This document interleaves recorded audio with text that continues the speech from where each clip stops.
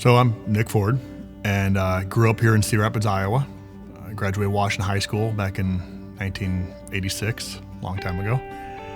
Joined the military right away, did not feel like I was ready for college at the time. So I joined the Naval Nuclear Power Program, where I then felt like I was in college for about the next 21 years. A lot of training, a lot of instruction, a lot of drills, etc. Retired after 21 years as a lieutenant. Wasn't sure what we were going to do at the time. I retired due to some medical issues. I had some migraines, which we later found out was due to some PTSD and anxiety issues, as well as quite a few other medical issues as a result of 21 years of service. So on a whim, I put an application out here back home at Duane Arnold Nuclear Power Plant. Told my wife, said, hey, I don't think they're going to call, but I put an application in. I got a call the next day, flown out later that week, and then left with 2 job offers. So we decided to move back home.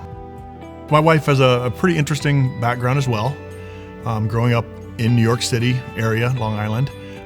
She's actually second generation of the prior, her grandparents were immigrants as orphans. She decided to become a school teacher, and not just any school teacher, but a special education teacher. She has been a teacher in some very unique areas with a lot of gang issues and violent issues, etc. But seeing some of the conditions that these children lived in, and their parents as well, and just generations, is really what drove me really to help those underserved communities. Seeing just the systemic racism issues and the systemic just keep down issues generationally, where these young kids now had like no hope. And it sickened me that we couldn't change that around, and that in our country, supposedly the greatest, most free country in the world, that this existed. At that point, I kind of really took it on even more. I'm gonna do everything I can to help these kids.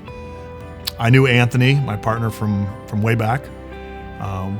We kind of lost touch throughout the years, and I connected when I got back while I was helping out doing some of the youth programs around here. Always wanted to do something with him since then, kind of saw what he was doing.